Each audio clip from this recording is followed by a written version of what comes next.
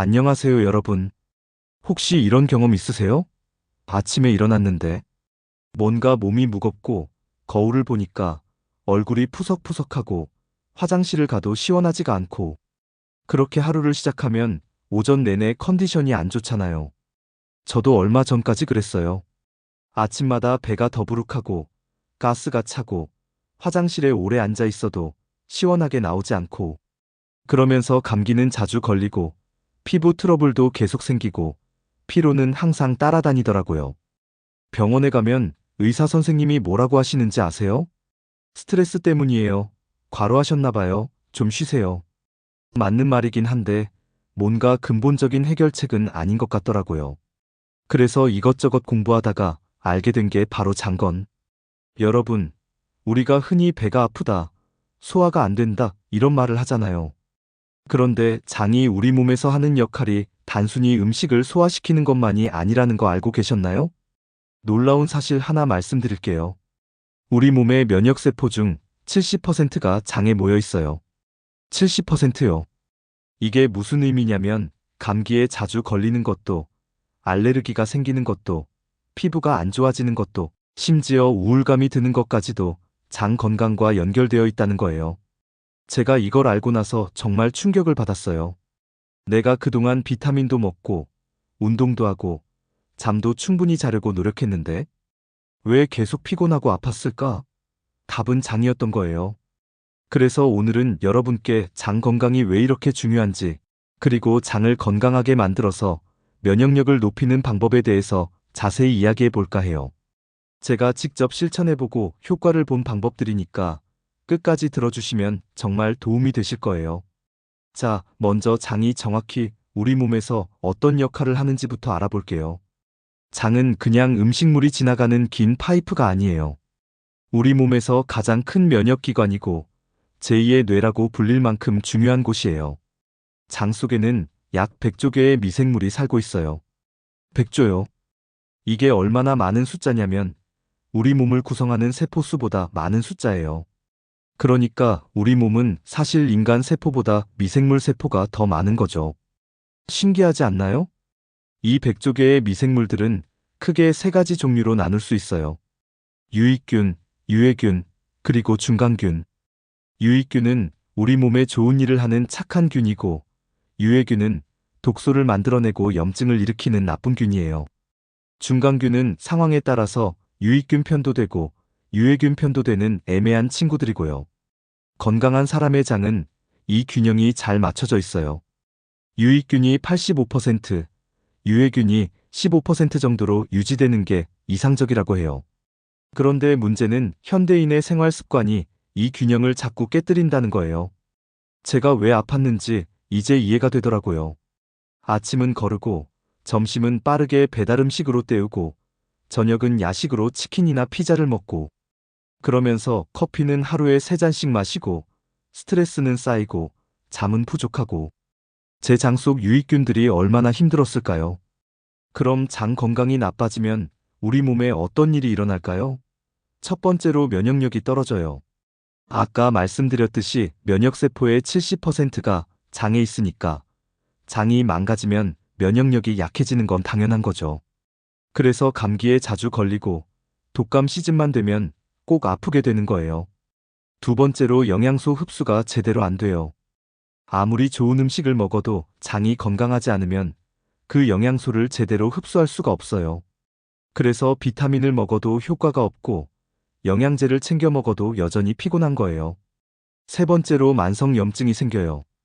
유해균이 많아지면 장벽이 손상되고 독소가 혈액으로 흘러들어가요. 이게 전신에 염증을 일으키는 거죠. 피부 트러블, 관절통, 두통. 이런 게 다 만성 염증 때문일 수 있어요.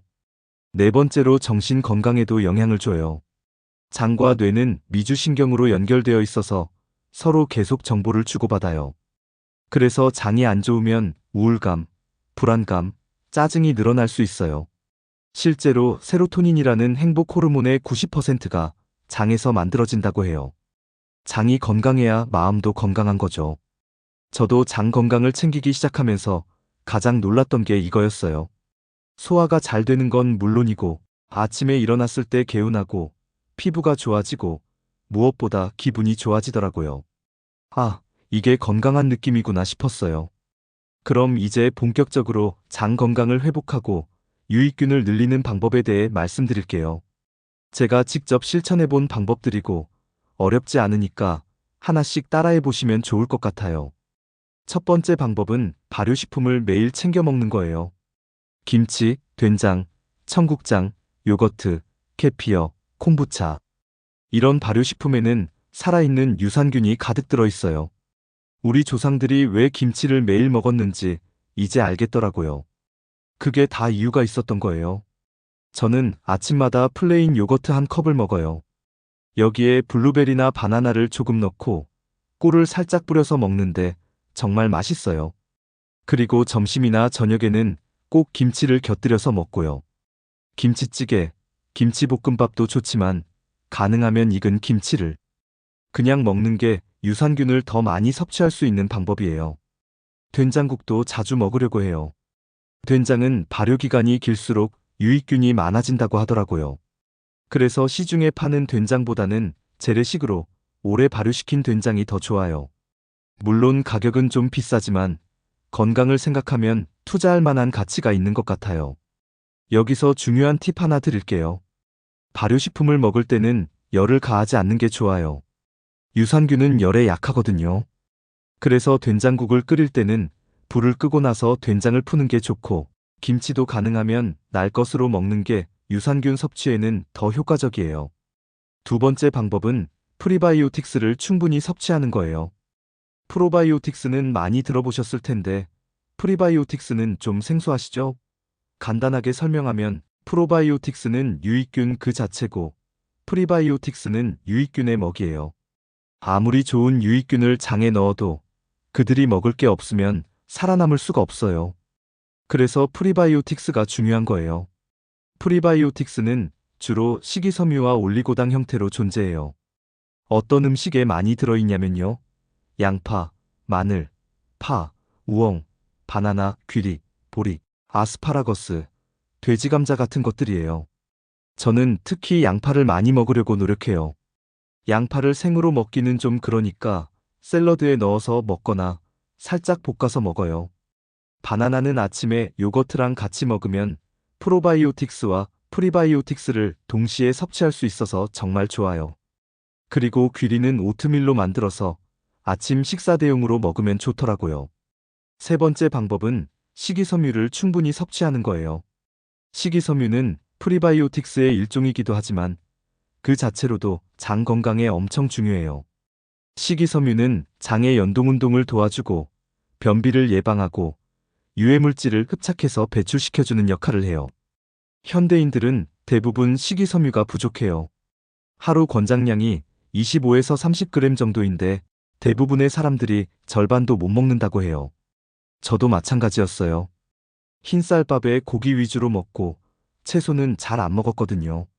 그래서 의식적으로 식이섬유를 늘리려고 노력했어요. 흰쌀밥 대신 현미밥이나 잡곡밥을 먹고 식사할 때 채소 반찬을 꼭 먹고 간식으로는 과일이나 견과류를 먹어요. 사과, 배, 키위 같은 과일도 식이섬유가 풍부하거든요. 여기서 주의할 점은 식이섬유를 갑자기 너무 많이 먹으면 오히려 배에 가스가 차고 불편할 수 있어요. 그래서 처음에는 조금씩 늘려가는 게 좋아요. 그리고 식이섬유를 먹을 때는 물을 충분히 마셔야 해요. 물이 부족하면 오히려 변비가 생길 수 있거든요. 네 번째 방법은 물을 충분히 마시는 거예요. 너무 기본적인가요? 하지만 정말 중요해요. 물은 장의 연동운동을 활발하게 만들어주고 노폐물 배출을 도와주고 장벽을 촉촉하게 유지시켜줘요. 하루에 1.5리터에서 2리터 정도 마시는 게 좋다고 해요. 저는 아침에 일어나자마자 미지근한 물 한 컵을 마시는 걸로 하루를 시작해요. 이게 장을 깨우고 화장실에 가고 싶게 만들어주거든요. 그리고 하루 종일 조금씩 자주 마시는 게 좋아요. 한 번에 많이 마시는 것보다 여러 번 나눠서 마시는 게 몸에 더 잘 흡수돼요. 저는 사무실에 텀블러를 놓고 수시로 마시려고 노력해요. 커피나 녹차 같은 음료는 이뇨작용이 있어서 오히려 수분을 빼앗아갈 수 있으니까 순수한 물로 마시는 게 가장 좋아요. 가끔 레몬을 조금 넣어서 마시면 비타민C도 섭취하고 상큼한 맛도 나서 좋더라고요. 다섯 번째 방법은 규칙적인 식사예요. 우리 장도 생체 리듬이 있어요. 매일 비슷한 시간에 식사를 하면 장이 그 리듬에 맞춰서 움직이게 돼요. 그런데 아침을 거르고 점심은 늦게 먹고 저녁은 밤늦게 먹으면 장이 혼란스러워하는 거죠. 저도 예전에는 아침을 자주 거르고 저녁은 늦게 먹는 습관이 있었어요. 그런데 이걸 바꾸고 나서 정말 달라졌어요. 지금은 아침 8시, 점심 12시, 저녁 7시 정도에 규칙적으로 먹으려고 해요. 물론 상황에 따라 조금씩 달라지긴 하지만 최대한 일정하게 유지하려고 노력해요. 그리고 밤늦게 먹는 야식은 정말 장 건강에 안 좋아요. 자는 동안에는 장도 쉬어야 하는데 야식을 먹으면 장이 밤새 일을 해야 하거든요. 그래서 저녁 식사는 잠들기 최소 3시간 전에는 끝내는 게 좋아요. 여섯 번째 방법은 스트레스 관리예요. 장과 뇌는 미주신경으로 연결되어 있어서 서로 엄청 영향을 많이 줘요. 스트레스를 받으면 배가 아픈 경험 다들 있으시죠? 시험 볼 때, 면접 보기 전에, 중요한 발표 앞두고 긴장하면 배가 아프잖아요. 만성적인 스트레스는 장내 유익균을 감소시키고 유해균을 증가시켜요. 그래서 아무리 좋은 음식을 먹어도 스트레스를 계속 받으면 장 건강이 안 좋아질 수밖에 없어요. 저는 스트레스 관리를 위해서 몇 가지를 실천하고 있어요. 첫째는 규칙적인 운동이에요. 일주일에 3번 정도 30분씩 걷기나 가벼운 조깅을 해요. 운동하면 스트레스 호르몬이 감소하고 엔돌핀이 분비되거든요. 둘째는 충분한 수면이에요. 하루 7시간 이상은 자려고 노력해요. 잠이 부족하면 스트레스 호르몬인 코르티솔이 증가하고 이게 장 건강을 해치거든요.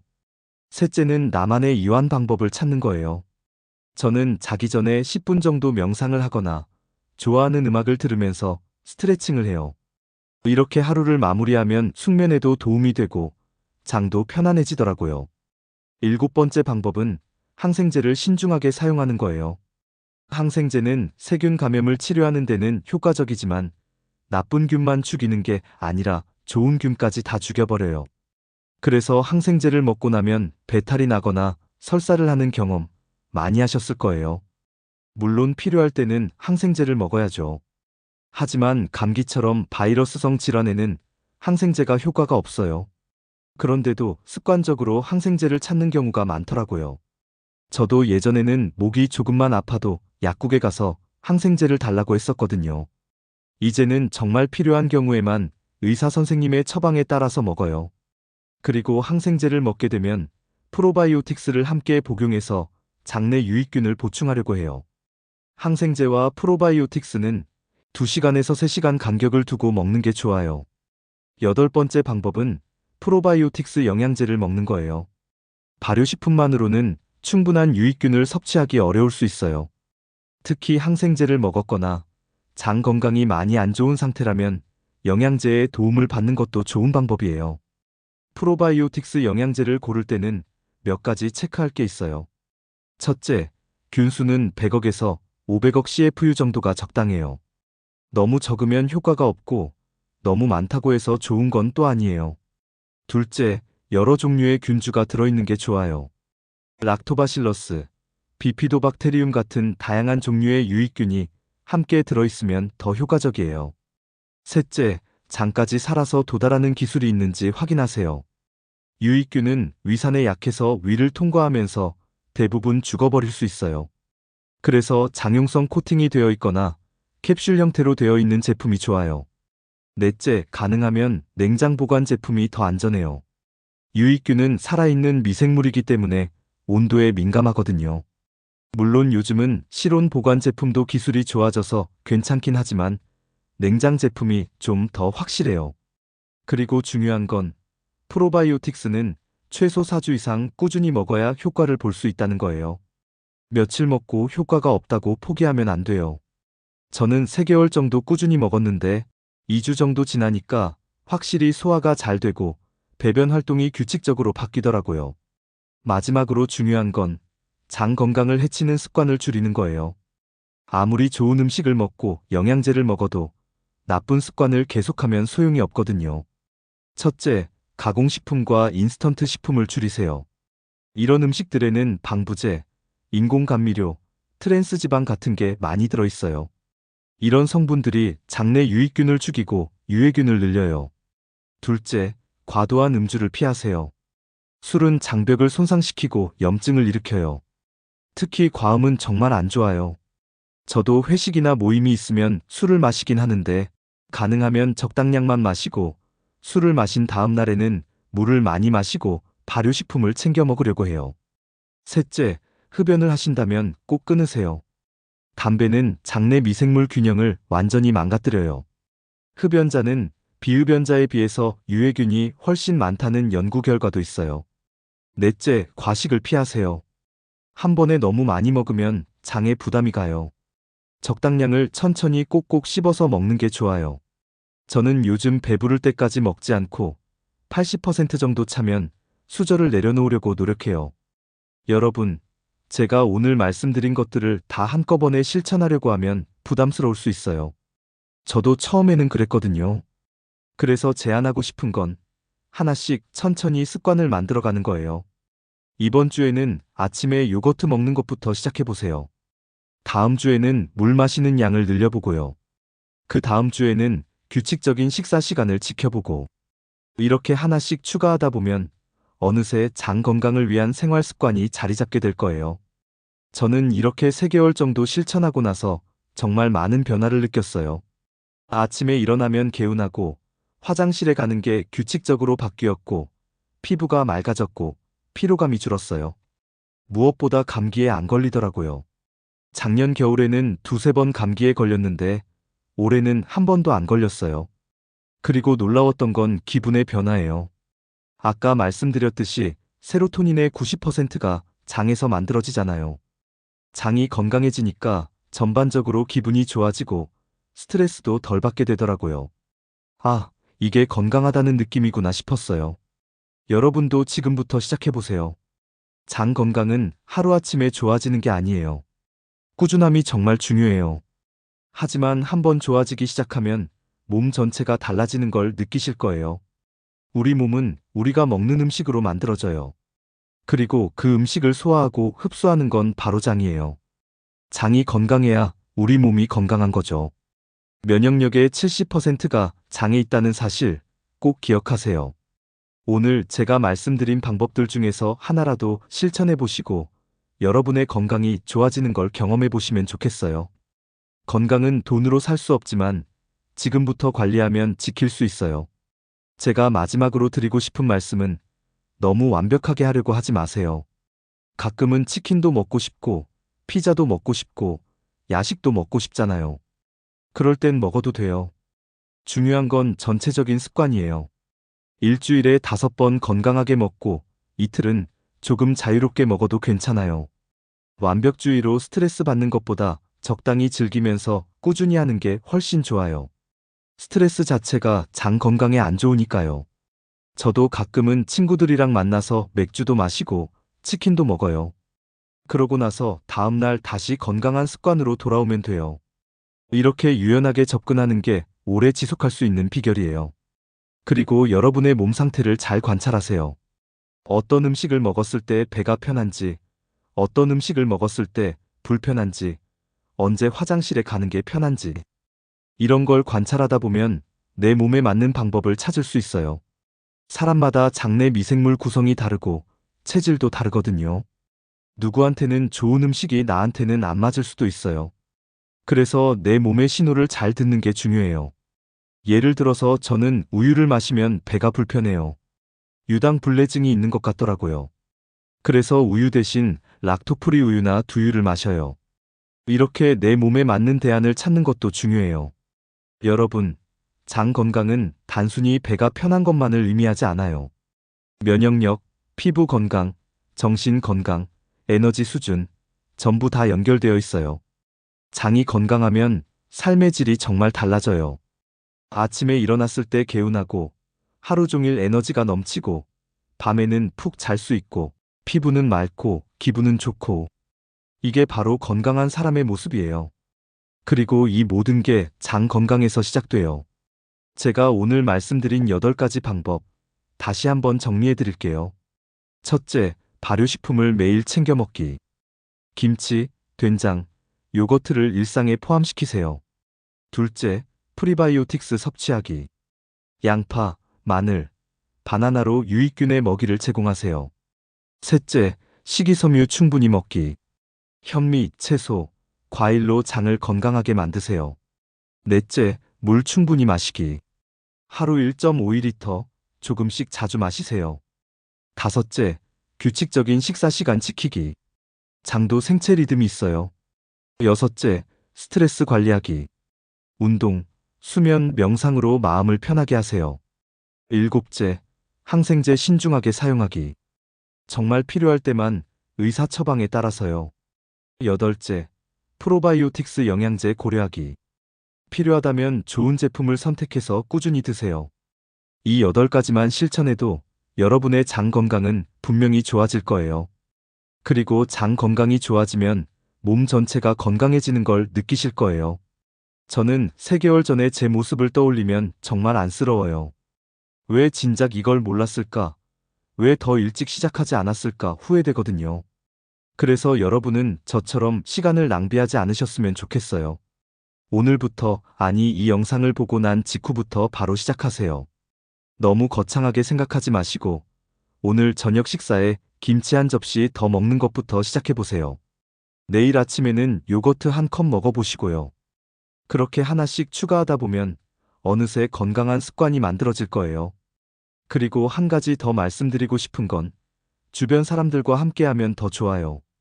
가족들에게도 장 건강의 중요성을 알려주시고 함께 발효식품을 챙겨 먹고 함께 건강한 식습관을 만들어 가세요. 혼자 하는 것보다 함께하면 훨씬 재미있고 오래 지속할 수 있어요. 특히 자녀가 있으신 분들은 어릴 때부터 장 건강의 중요성을 알려주시고 건강한 식습관을 길러주시면 평생 건강의 밑바탕이 될 거예요. 아이들이 어릴 때는 편식도 많이 하고 채소 안 먹으려고 하잖아요. 그럴 때 재미있게 설명해주고 함께 요리하면서 자연스럽게 건강한 음식을 접하게 해주면 좋아요. 저도 조카가 있는데 조카랑 같이 요거트에 과일 넣어서 만들어 먹어요. 그러면서 이거 먹으면 뱃속에 착한 균이 생겨서 튼튼해진대 이렇게 얘기해 주거든요. 그러니까 아이도 재미있어 하면서 잘 먹더라고요. 건강은 어릴 때부터 만들어가는 거예요. 하지만 지금이라도 늦지 않았어요. 40대든 50대든 60대든 언제 시작하든 몸은 반응해요. 장은 회복력이 굉장히 좋은 기관이거든요. 꾸준히 관리하면 분명히 좋아져요. 마지막으로 여러분의 건강 여정을 응원합니다. 오늘 이 영상을 보신 것도 건강에 관심이 있고 변화하고 싶다는 의지가 있기 때문이잖아요. 그 의지를 꼭 실천으로 옮기시길 바라요. 처음에는 어색하고 귀찮을 수도 있어요. 하지만 21일만 꾸준히 하면 습관이 된다고 하잖아요. 21일, 딱 3주만 참고 해보세요. 그러면 그 다음부터는 자연스럽게 이어질 거예요. 그리고 한 달 후, 2달 후, 3달 후 여러분의 몸이 어떻게 변했는지 기록해보세요. 사진을 찍어두는 것도 좋고 일기를 쓰는 것도 좋아요. 그러면 변화가 더 확실하게 느껴지고 동기부여가 돼요. 저도 처음에는 이게 정말 효과가 있을까 의심했어요. 그런데 막상 해보니까 너무 확실하게 달라지더라고요. 그래서 여러분께도 자신있게 추천할 수 있어요. 여러분의 장 건강, 면역력, 그리고 전반적인 건강이 좋아지길 진심으로 바랍니다. 건강한 장은 건강한 삶의 시작이에요. 오늘부터 함께 시작해봐요. 오늘 영상이 도움이 되셨다면 구독과 좋아요 부탁드려요. 그리고 댓글로 여러분의 경험이나 질문을 남겨주시면 제가 최대한 답변 드릴게요. 우리 함께 건강해져요. 여러분, 정말 감사합니다. 건강하세요.